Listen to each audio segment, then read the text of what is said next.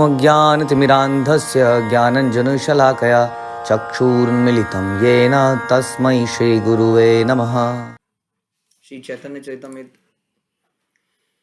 मध्य लीला अध्याय 6 श्लोक संख्या हमने पढ़ा कि किस प्रकार से सार्वभौम भट्टाचार्य ने अलग अलग तरीके से 9 प्रकार से आत्माराम श्लोक की व्याख्या करी।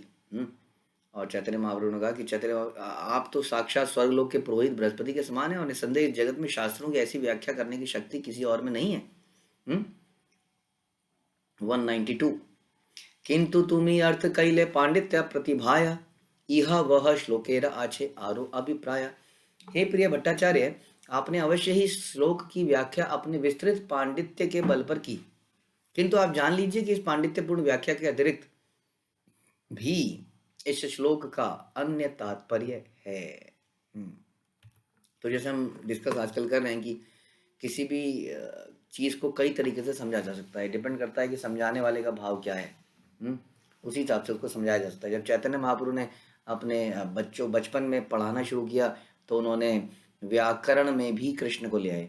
जो भी वो व्याकरण भी पढ़ाते थे तो व्याकरण में भी वो कृष्ण, हर चीज को एक्सप्लेन करने के लिए वो कृष्ण को बीच में लेके आते थे और बच्चे बड़े विस्मित हो गए थे। हाँ, तो जैसा व्यक्ति का भाव होता है वैसा ही एक्सप्लेन करता है। इसीलिए हम लोग किसके परपट पढ़ते हैं? भक्ति वेदांत, जो कि भक्ति से पूर्ण है।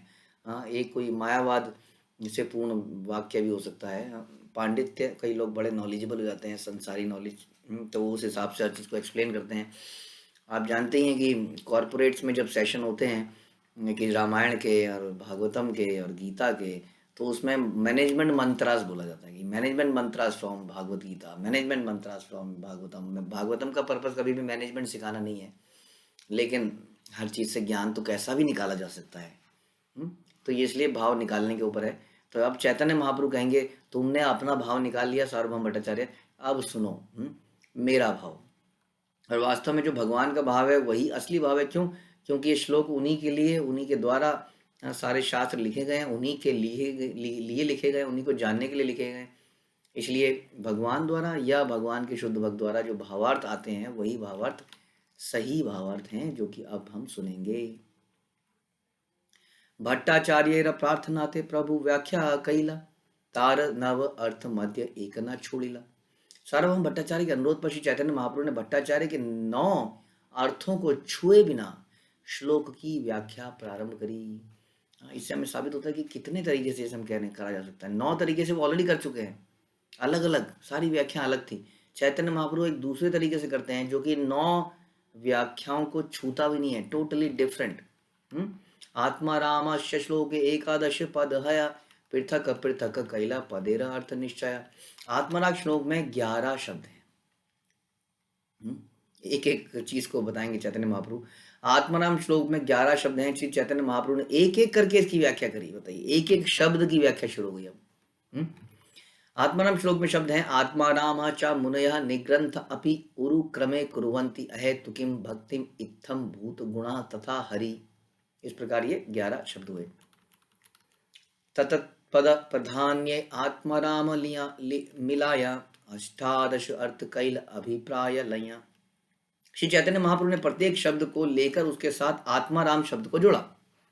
इस तरह उन्होंने आत्माराम शब्द की 18 भिन्न प्रकार से व्याख्या करी। कितने प्रकार से? 9 दूनी 18। 9 पहले कर चुके हैं वो, 18 यहाँ पर करी। और इसी तरह से भगवान ने रूप गोस्वामी या सनातन गोस्वामी में से एक के सामने भी ये करी थी, और मुझे याद नहीं आ रहा, इससे ज़्यादा करी थी, 64 तरीके से या कुछ ऐसे तरीके से करी थी। उससे कितनी तरीके से व्याख्या करी जा सकती है। तो आत्माराम के शब्द को सबके साथ जोड़ा और 18 तरीके से व्याख्या करी। भगवान तार शक्ति तार गुण गुण गुण गण, अचिंत्य प्रभाव तीने नाया कथन। चैतन्य महाप्रभु ने कहा कि पूर्ण पुरुषोत्तम भगवान, उनकी विभिन्न शक्तियां तथा उनके दिव्य गुण, ये सभी अचिंत्य शक्ति से युक्त हैं। उनकी पूर्ण व्याख्या कर पाना संभव नहीं है। किनकी? भगवान की, उनकी शक्तियों की, उनके गुणों की व्याख्या पूरी तरह से कर पाना संभव नहीं है, क्योंकि उनके दिव्य गुण हैं। अन्नयत साध्य साधन करी आच्छादन, एई तीने हरि सिद्ध साधकेरा मन। ये तीनों आध्यात्मिक कार्यों में संलग्न सिद्ध जिज्ञासु को आकृष्ट कर लेते हैं। क्योंकि ये तीनों कौन से? भगवान, भगवान के दिव्य गुण, उनकी शक्तियाँ किसको अट्रैक्ट कर लेते हैं? आध्यात्मिक कार्यों में लगे हुए जिज्ञासु को अट्रैक्ट कर लेते हैं तथा अन्य सभी प्रकार के आध्यात्मिक साधनों को आच्छादित कर लेते हैं। जब व्यक्ति, जैसे हम सुन रहे थे कि मायावाद, शून्यवाद व्यक्ति भी जब भक्तिमय इसमें आता है तो वो सब कुछ अपना पुराना भूल के भक्ति में लग जाता है। जैसे हमने सुना था चार कुमार के बारे में, हमने सुना था सुखदेव गोस्वामी के बारे में, तो यही बता रहे हैं कि उसको आच्छादित कर लेती है उसकी पुरानी चीज़ों को, इतना उसमें रस आता है। तात्पर्य शिल प्रभुपाद शिल प्रभुपाद की जय। भक्ति योग के अतिरिक्त अन्य आध्यात्मिक कार्यों की 3 श्रेणियां हैं। ज्ञान संप्रदाय द्वारा संचालित चिंतन कार्य, सामान्य जनता द्वारा वैदिक विधानों के अनुसार संचालित सकाम कर्म, तथा भक्तिमय सेवा में लगे हुए आध्यात्मवादी। तो प्रभुपाद कह रहे हैं 3 तरीके से डिवाइड कर सकते हैं। एक तो कर्म कांड करने वाले लोग जो संसार में पूजा पाठ करते हैं, लेकिन वास्तव में पूजा पाठ सकाम कर्म है, क्योंकि उसके पीछे कुछ भौतिक इच्छाएं होती हैं। एक है जो ज्ञान योगी हैं, जो चिंतन करते हैं, शास्त्रार्थ करते हैं, और एक तीसरा है भक्ति योगी, जो भक्ति करते हैं। ये 3 प्रकार के मुख्य डिवीजन कर सकते हैं। प्रभुपाद हमेशा, प्रभुपाद के हम परपट पढ़ेंगे तो कर्म योग, प्रभुपाद भक्ति योगी कहते थे कि कर्म योग का मतलब, सही मतलब है भगवान के लिए कर्म करना। लोग कहते हैं कि कर्म योग मतलब अपने जिम्मेदारियां निभाते रहो, बच्चों की, पत्नी की, इस समाज की, तो ये कर्म योग है। ये कर्म योग कभी कहीं ऐसा गीता में कोई श्लोक नहीं है। भगवान ने जब गीता में बोला, भगवान ने बोला यज्ञार्थात् कर्मणा अन्यत्र लोकायम कर्म बंधना, यज्ञ के लिए कर्म करो। यज्ञ मतलब विष्णु की प्रसन्नता के लिए ही कर्म करो, अदरवाइज वो कर्म बंधन बनाता है। हम कहते हैं नहीं, परिवार चलाना, नौकरी करना, ये कर्म योग है। ये कर्म योग बिल्कुल नहीं है, गीता ऐसा नहीं बताती है। इसलिए प्रभुपाद की डेफिनेशन के हिसाब से, भगवान की डेफिनेशन हिसाब से कर्म योग तो वास्तव में भक्ति योग ही है, लेकिन फिर भी उसमें स्लाइटली डिफरेंट कई बार कर दिया जाता है। क्योंकि उसमें भी हम कई बार कहते हैं कि कर्मों के फलों को भगवान को त्याग देना या भगवान के लिए ही कर्म करना, उसमें भी 2 डिवीजन बना देते हैं। क्योंकि आदमी जब पूरी तरह से शुद्ध नहीं होता है तो वो क्या करता है, कर्म तो अपने करता रहता है जैसे कर रहा है, लेकिन उसके फलों को भगवान को देता है।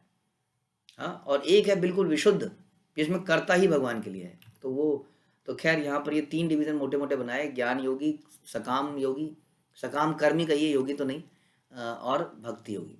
इस श्रेणियों में भी कई शाखाएं हैं इन 3 के अंदर भी, किंतु पूर्ण पुरुषोत्तम भगवान अपनी अचिंत्य यानी कि अनइमेजिनेबल शक्तियों तथा दिव्य गुणों के कारण कर्म ज्ञान योग में लगे जिज्ञासु का मन भी आकृष्ट कर लेते हैं। भगवान के इतने दिव्य गुण हैं कि जब ज्ञानी भी भगवान के दर्शन करते हैं तो अट्रैक्ट हो जाते हैं, उनके गुणों के बारे में सुनते हैं तो अट्रैक्ट हो जाते हैं। और सकाम कर्मी भी। तो यहाँ जब कर्मी बोला जाए, कर्म साधारण तरीके से तो कर्म योग कई बार सकाम कर्म के उससे भी डिफाइन कर दिया जाता है। तो सकाम कर्मी और ज्ञानी ये भी अट्रैक्ट हो जाते हैं भगवान से। परम भगवान का व्यक्तित्व, उनकी शक्तियां, उनके गुण अचिंत्य शक्तियों से पूर्ण है। गंभीर जिज्ञासुओं के लिए यह अत्यंत आकर्षक भी है।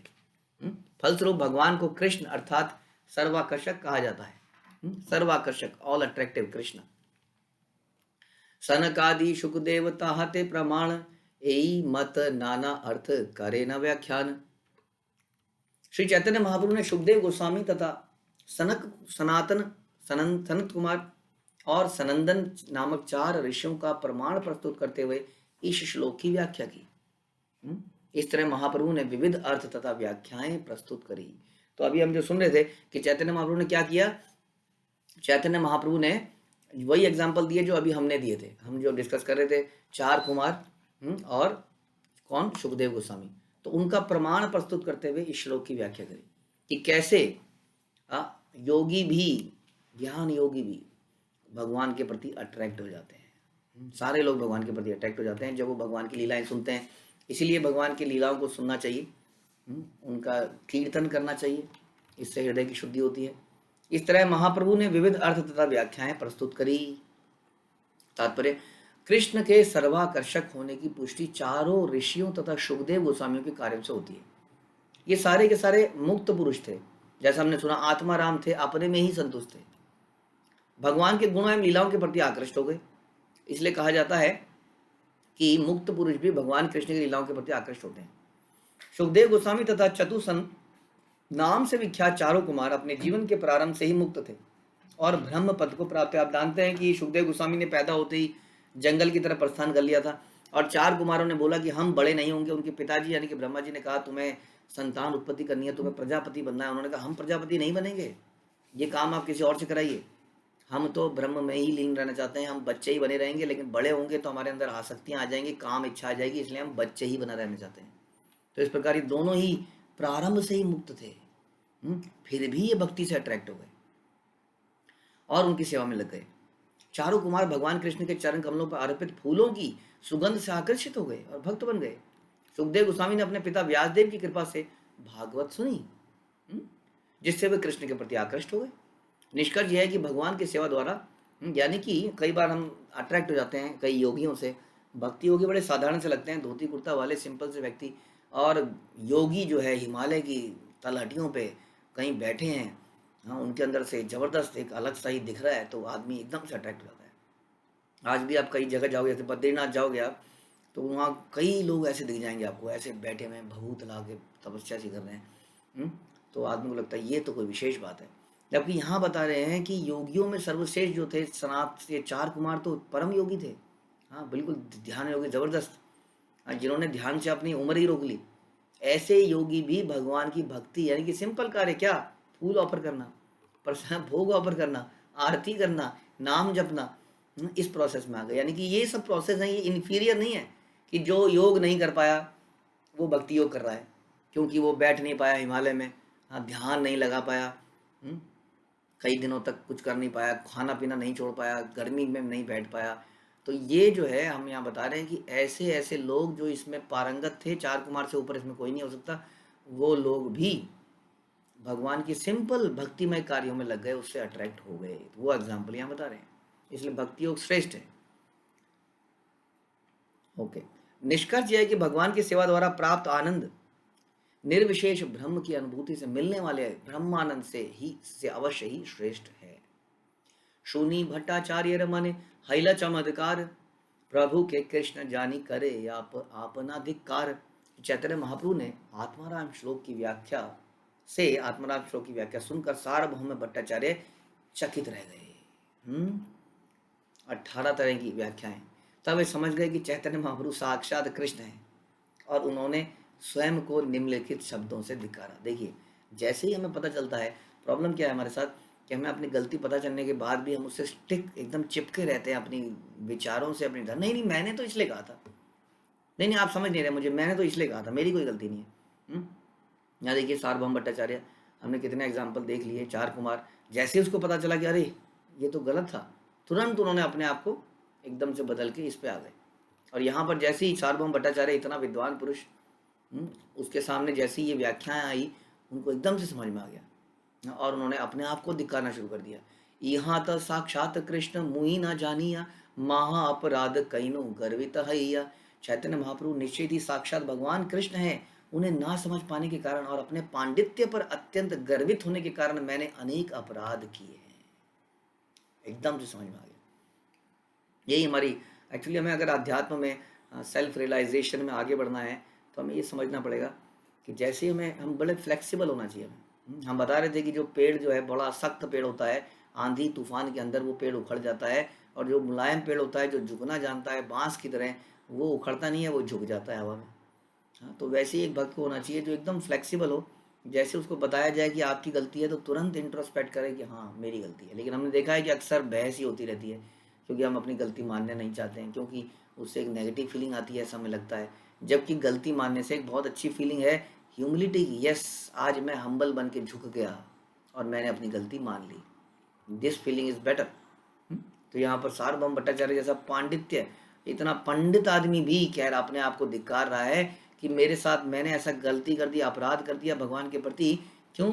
क्योंकि मैं अपने ज्ञान के कारण बड़ा घमंडी हो गया था, गर्वित हो गया था, मुझे लगा मुझे ही सब कुछ आता है। हाँ, मेरी कभी गलती नहीं हो सकती, मेरी इंटेंशन सही थी। हाँ, लेकिन आप तो गलत हुई, आपने मुझे ऐसा क्यों बोला, मैंने तो इसलिए बोला क्योंकि आपने बोला, पहले किसने बोला, वगैरह वगैरह वगैरह वगैरह।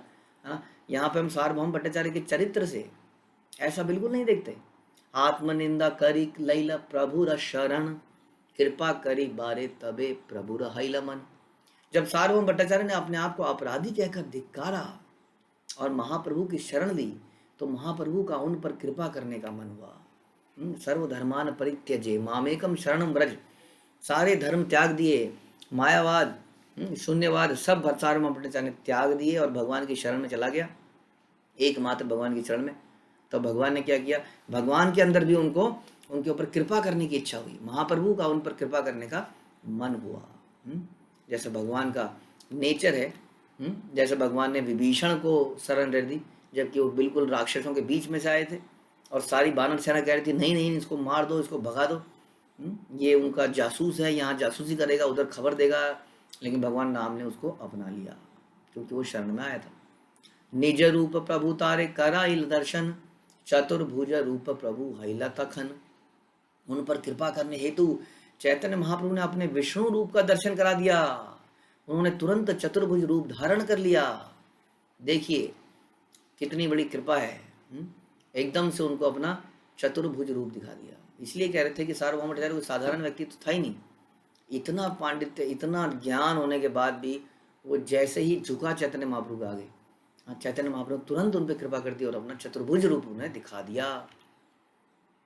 देखा इल तारे आगे चतुर्भुज रूप, पाछे श्याम वंशी मुख स्वकीय स्वरूप। उसके बाद सुनिए, चैतन्य महाप्रभु ने पहले अपना चतुर्भुज रूप दिखाया और फिर वे उनके समक्ष कृष्ण के अपने मूल रूप में श्याम वर्ण तथा अधरों पर वंशी धारण किए हुए प्रकट हुए। इस प्रकार से भगवान ने अनोखी कृपा करी सार्वभौम भट्टाचार्य के ऊपर। वास्तव में हमने सुना था कि सार्वभौम भट्टाचार्य अभी इतने दिनों से वैष्णव सेवा करता ही आ रहा था, है ना। कितने उसने वैष्णव के रहने की स्थान दिया, महाप्रभु को उठा के लाया, उनकी चिंता करी, हाँ, और सारे वैष्णव को प्रसाद खिलाया, कई बार इन सब की सेवा करी। लेकिन थोड़ा सा ज्ञान की वजह से ये सारी दिक्कतें हो रही थी। चैतन्य महाप्रभु ने जैसे ही ज्ञान के फर्दर महाज्ञान दिखाया तो एकदम से उन्हें समझ में आ गया कि नहीं नहीं इसको त्याग देना चाहिए, शरण ले लेनी चाहिए, और उनके साथ तुरंत उनके ऊपर कृपा हो गई। उन्होंने नारायण रूप भी देखा, उन्होंने आदि स्वरूप कृष्ण रूप भी देखा वंशी बजाते हुए। देखी सार्वभौम दंडवत करी पड़ी, पुनः उठी स्तुति करे दुई कर युड़ी। जब सार्वभौम भट्टाचार्य ने चैतन्य महाप्रभु में भगवान कृष्ण का स्वरूप देखा, तो वे तुरंत उन्हें दंडवत प्रणाम करने के लिए गिर पड़े। फिर वे खड़े हुए और दोनों हाथ जोड़कर स्तुति करने लगे। ज्ञानी तो थे ही, ज्ञान तो था ही। देखिए हर किसी को ना सारा ज्ञान होता है, लेकिन वो अपने मतलब वाले ज्ञान जो उसको ठीक लगता है उसके बारे में बोलता है। सार्वभौम भट्टाचार्य को और भी चीज़ें पता थी, लेकिन मायावाद का इतना बड़ा प्रभाव था कि वो और चीज़ नहीं बोलते थे। अब जैसे ही उन्हें भगवान की कृपा प्राप्त हुई तो स्तुति गाने लगे। प्रभुर कृपाय तार सुरिल सब तत्व, नाम प्रेम दान आदि वर्णे न महत्व। महाप्रभु की कृपा से सार्वभौम भट्टाचार्य को सभी तत्व स्फुरित हो गए और वे भगवान नाम का कीर्तन और भगवत प्रेम का सर्वत्र वितरण करने के महत्व को समझ गए, महाप्रभु की कृपा होते ही। इसलिए कहते हैं कि हम जो प्रचार करते हैं या हम जो भगवान की महत्वता का, उनकी भक्ति के भाव को समझ पाते हैं, वो कृपा से ही समझ पाते हैं। कृपा कब होती है? जब हम अथक प्रयास करते हैं। आपने देखा है कभी कोई बच्चा है जो बहुत मेहनत कर रहा है कुछ चीज़ करने के लिए, तो कितनी उस पर दया आती है। जैसे गिलहरी राम सेतु बनाने के लिए इतनी मेहनत कर रही थी, और भगवान राम को कितना उस पर दया आई, उस पर कितनी बड़ी कृपा करी। तो जब हम प्रयास करते हैं ना, प्रयास स्ट्रगल करते हैं, प्रभु जी सवेरे नींद आ रही है इसलिए मैंने सोचा है कि 6 बजे उठ के 6:30 बजे लेक्चर सुनने के बाद माला करा करूँगा। क्यों? क्योंकि सवेरे माला करते हैं तो नींद आती है। और एक भक्त है तो कह रहा है कि लड़ूंगा मैं इससे, नींद आ रही होगी तो खड़ा हो जाऊंगा, चल के माला करूंगा, लेकिन माला सवेरे ही करूंगा। तो स्ट्रगल कर रहा है। आप ये मत सोचिए कि स्ट्रगल से हमें अच्छी माला नहीं हो रही, नहीं, भगवान हमें स्ट्रगल करता हुआ देख रहे हैं। हम भरसक प्रयत्न कर रहे हैं, हम ऐसा नहीं कर रहे कि बैठे हैं और झपकी मारे जा रहे हैं, बैठे करे जा रहे हैं। हम उठ रहे हैं, मेहनत कर रहे हैं, अपने आप को कोस रहे हैं, अपना शेड्यूल रिव्यू कर रहे हैं, प्रयास कर रहे हैं, रात को जल्दी सो रहे हैं, रात को हल्का खा रहे हैं, कुछ कर रहे हैं ताकि सवेरे हम साधना अच्छी कर सकें। तो ये जो स्ट्रगल है, इस स्ट्रगल से भगवान बड़े प्रसन्न होते हैं। और फिर इसके साथ स्ट्रगल में भी क्या होनी चाहिए? ह्यूमिलिटी होनी चाहिए। इस स्ट्रगल ऐसी स्ट्रगल है जिसमें आप सबको दबाए जा रहे हैं। आप तो स्ट्रगल कर रहे हैं, बाकी लोग आपके साथ स्ट्रगल कर रहे हैं, क्योंकि आपने सबको दबा रखा है आसपास अपनी स्ट्रगल के चक्कर में। तो ह्यूमिलिटी, दैन्यता के साथ जब हम इस प्रकार प्रयास करते हैं तो भगवान की कृपा मिलती है, और भगवान इस तरह से अपने आप को उजागर कर देते हैं, अपनी लीलाएं, अपना तत्व। देखिए यहाँ पे लिखा कि उसको सारे तत्व स्फुरित हो गए। यस्य देवे पराभक्तिर यथा देवे तथा गुरु। जैसे ही उनको इतना विश्वास हुआ और शरणागति करी तो सारे रहस्य स्फुरित हो गए। बहुत ज़्यादा पांडित्य की जरूरत नहीं है, बहुत ज़्यादा रिसर्च एनालिसिस पीएचडी करने की जरूरत नहीं है। क्या करना है? दैन्यता से प्रयास करना है। और वे भगवान नाम का कीर्तन तथा भगवत प्रेम का सर्वत्र वितरण करने के महत्व को समझ गए इतनी जल्दी।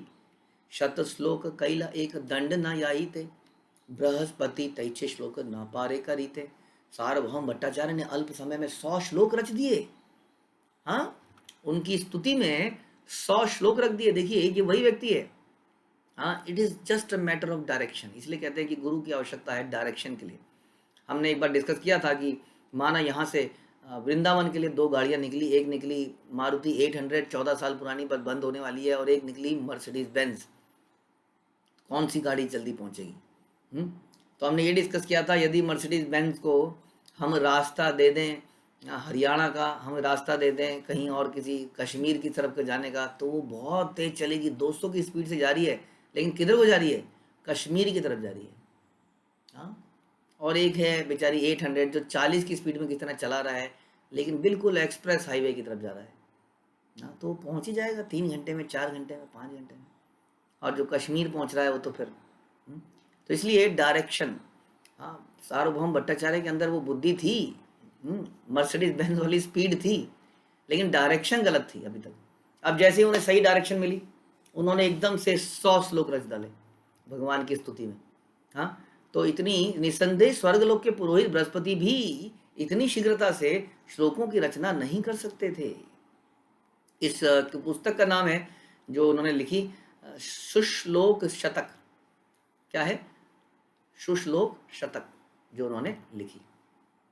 सुनी सुखे प्रभु तारे कैला आलिंगन, भट्टाचार्य प्रेमावेश हैला अचेतन। 100 श्लोक सुनकर चैतन्य महाप्रभु ने प्रसन्नता पूर्वक सार्वभौम भट्टाचार्य का आलिंगन किया। सोचिए क्या क्या नहीं मिल रहा है इनको। सारी परफेक्शन इनको मिल गई लाइफ की।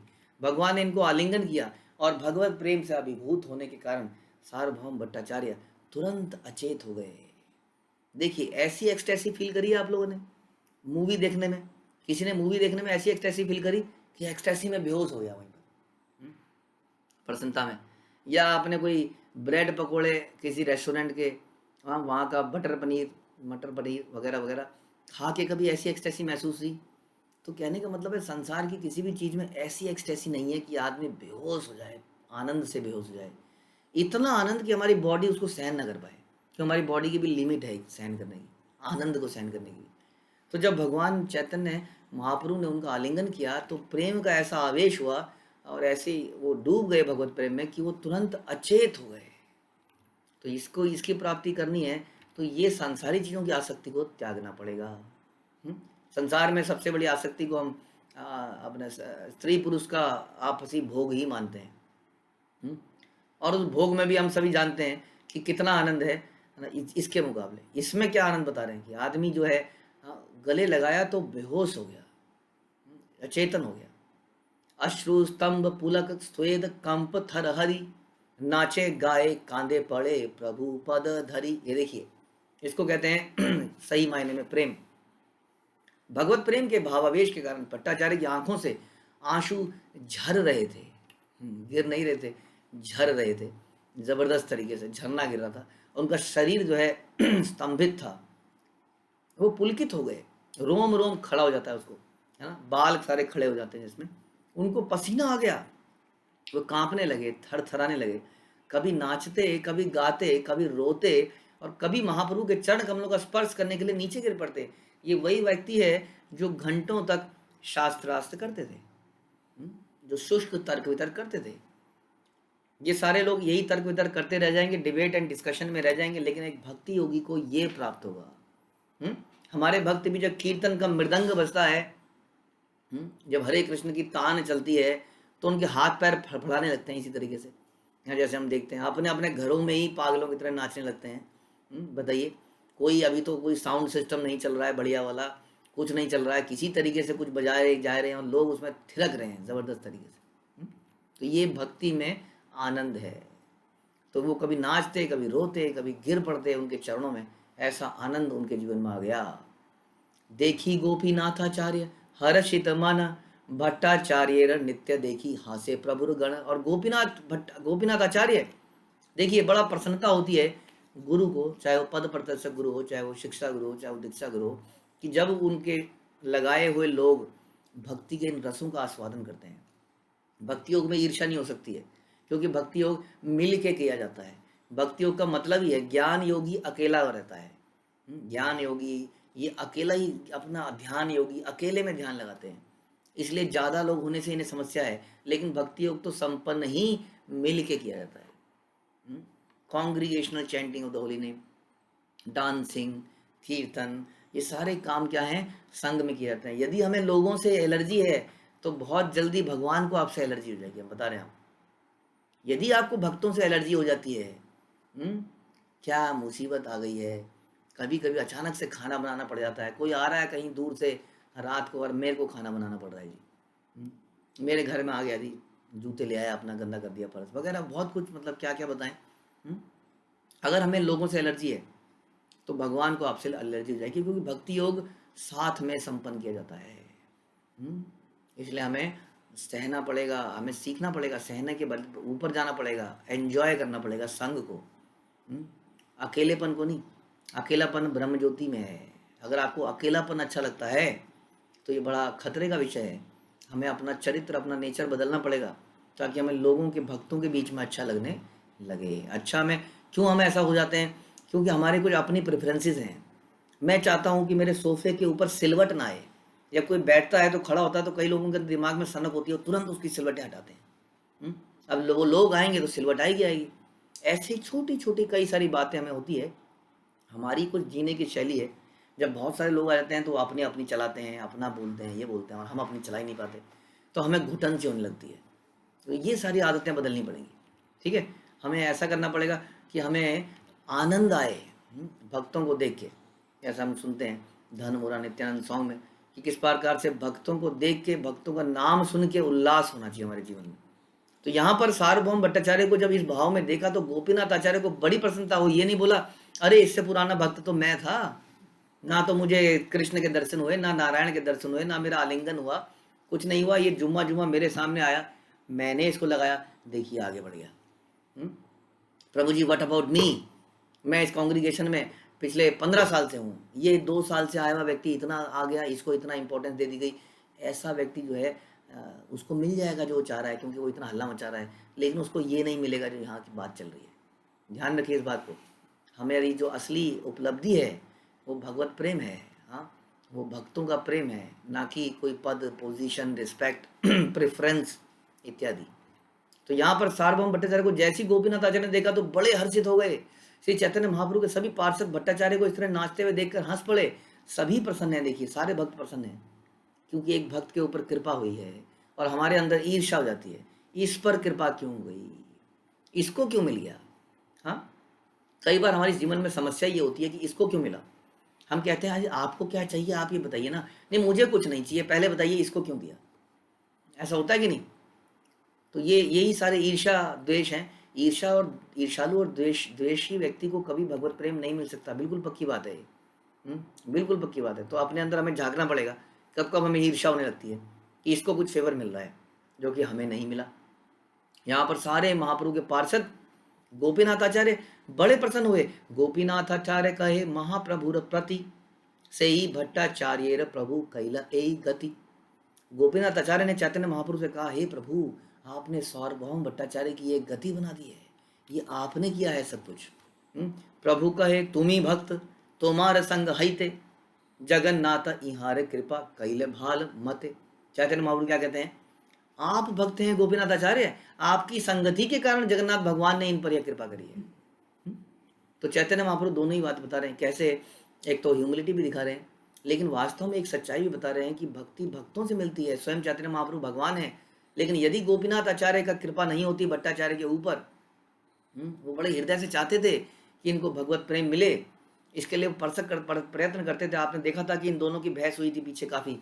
हाँ, जब वो कहते थे कि तुम, ये तो बालक है, ये तो सन्यासी ना बन के क्या कर रहा है, इसको उच्चतम सन्यासी में ले जाना चाहिए, इसको सरस्वती सन्यासी दे बनाना चाहिए, मैं प्रयास करूंगा। और गोपीनाथ आचार्य कहते हैं तुम जानते भी हो ये भगवान है, अब वो कहता है तुम कैसे कह सकते हो भगवान है, आपको याद होगा तो भगवान तो त्रियोगी हैं। फिर वो सारे श्लोक बताते हैं शास्त्रों से, देखो सुनो सुनो सुनो।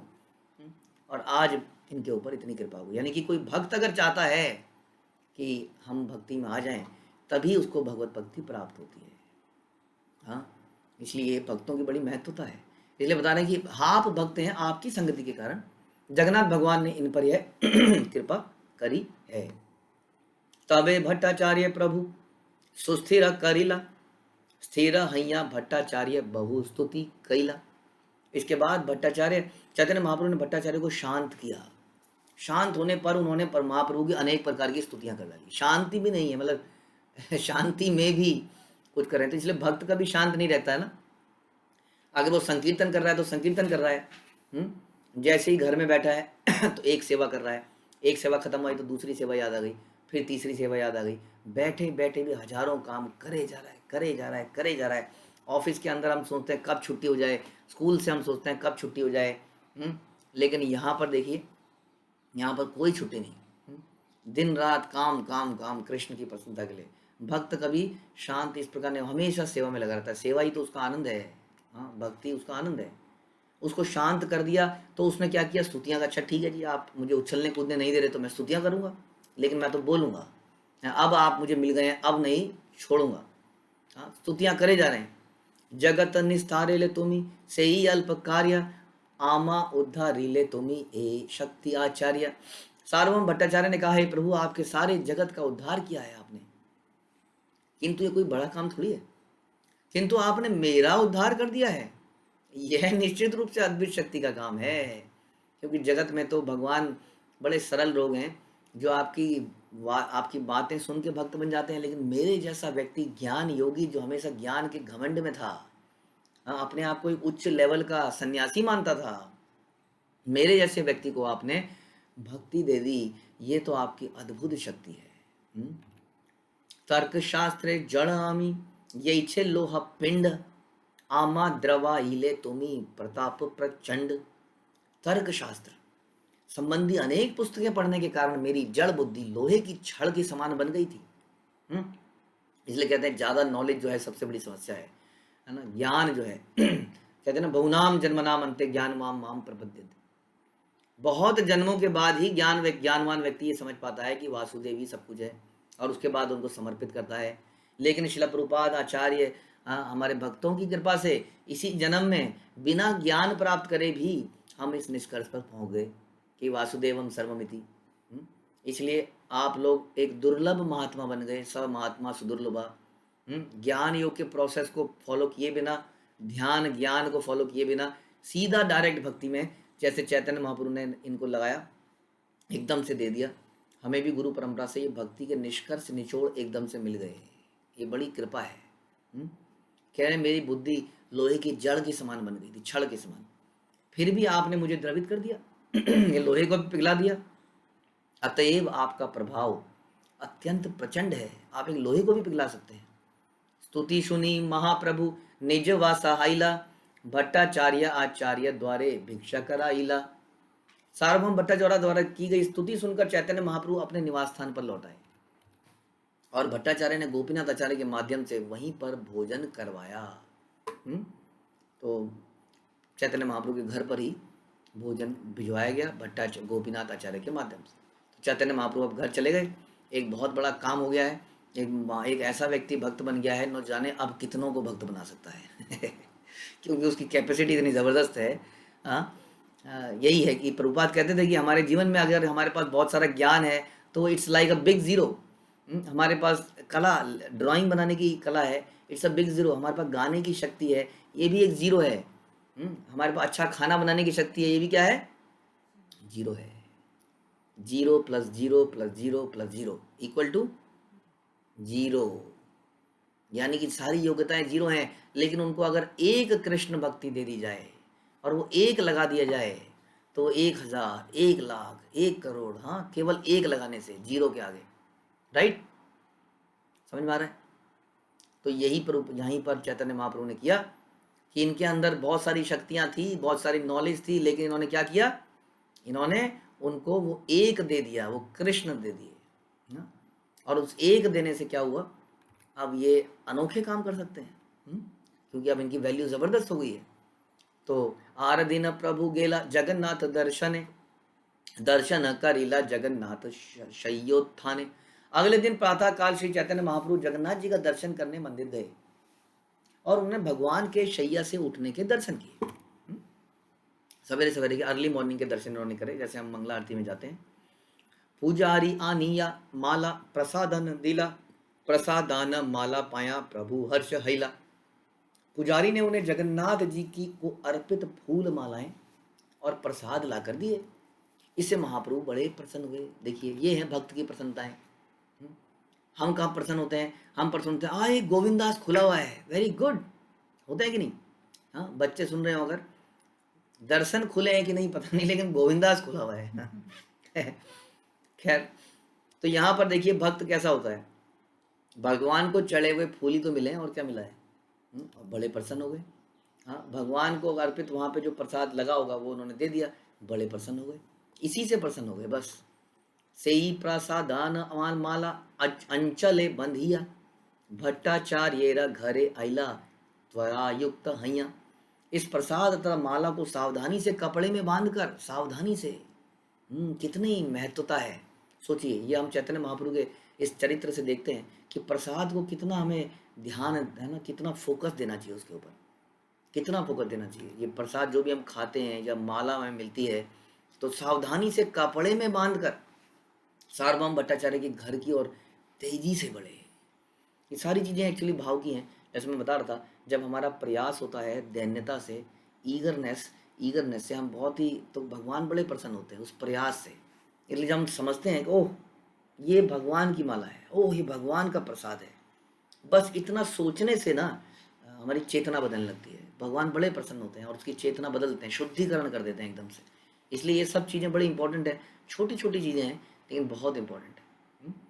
अरुणोदय काले हैला प्रभुर आगमन, से ही काले भट्टाचार्य हैला जागरण। सूर्योदय होने से थोड़ा पहले भट्टाचार्य के घर पर पहुंचे। सूर्योदय होने से पहले ही पहुंच गए। ठीक उसी समय भट्टाचार्य सोकर जगे थे। अब सुने क्या होता है, देखिए। कृष्ण कृष्ण स्फुट कही भट्टाचार्य जागीला, कृष्ण नाम सुनी प्रभुर आनंद बढ़ीला। सार्वभौम भट्टाचार्य ने उठते ही स्पष्ट रूप से कृष्ण कृष्ण का उच्चारण किया। सोचिए, हाँ, जो व्यक्ति मायावादी था, शून्य, हाँ, एकदम से वो किसी भगवान के किसी रूप को नहीं मानता था, वो सवेरे उठते ही क्या करता है? कृष्ण कृष्ण करता है, हरे कृष्ण महामंत्र जपता है। हम सबको भी उठते ही क्या करना चाहिए? तुरंत हमें प्रणाम करना चाहिए, गुरु प्रणाम बोलना चाहिए, कृष्ण प्रणाम बोलना चाहिए। तो इस तरह से उठते ही इन्होंने कृष्ण कृष्ण का उच्चारण किया। श्री चैतन्य महाप्रभु ने कृष्ण नाम का उच्चारण करते सुनकर अत्यंत हर्षित हुए। देखिए, भगवान को प्रसन्न करना कितना आसान है, कितना आसान है। केवल भगवान की प्रसन्नता से, नाम लेने से भगवान प्रसन्न हो गए। चैतन्य महाप्रभु एकदम प्रसन्न हो गए कि ये व्यक्ति देखिए कैसे मेरा नाम ले रहा है सवेरे उठते ही। और दूसरी बात यह कि चैतन्य महाप्रभु कितने साधारण है। भगवान जो है, स्वयं भगवान, हाँ, अपना ही प्रसाद लेके भक्त के घर में सवेरे सवेरे जा रहे हैं। कायदे से तो भक्त भगवान के घर में जाता है और प्रसाद लेता है। यहाँ पर भगवान जो है भक्त के घर में जा रहे हैं सवेरे सवेरे। बाहिरे प्रभु रते हूँ पाइला दर्शन, आस्ते व्यस्ते आसी कैला चरण वंदन। भट्टाचार्य ने महाप्रभु को बाहर खड़े देखा तो आतुरता से वे उनके पास गए और चरण कमलों की वंदना करने लगे, पूजा करने लगे चरण कमलों की। जैसे ही उनको देखा, वसीते आसन दिया, दूहे ते वसीला, प्रसादान खुली प्रभु तार हाथे दिला। भट्टाचार्य ने महाप्रभु को बैठने के लिए आसन दिया और दोनों ने आसन ग्रहण किया। उसके बाद चैतन्य महाप्रभु ने प्रसाद को खोला और उसे भट्टाचार्य के हाथों पे दे दिया। प्रसाद पाया भट्टाचार्य आनंद हैला, स्नान संध्या दंत धावन यद्यपि ना कैला। उस समय भट्टाचार्य ने, आप जानते हैं, अभी तो उठा ही था बिस्तरे से। एकदम से भगवान चैतन्य महाप्रभु आ गए, बिस्तरे से उठे थे और कृष्ण कृष्ण बोला। और चैतन्य महाप्रभु को देखा, उन्हें प्रणाम किया, बैठने को बोल दिया। ना तो नहाए हैं, ना पेस्ट किया है, ना मुंह धोया है, कुछ नहीं किया है, हाँ, ना ही प्रातःकालीन नित्यकर्म किया। फिर भी वे जगन्नाथ जी का प्रसाद पाकर अत्यंत आनंदित हुए। ये वही व्यक्ति हैं, हाँ, जो कि 10 नियम मानते थे। ऐसा बोला जाता है कि जब महाप्रसाद मिलता है तो उसको तुरंत ले लेना चाहिए।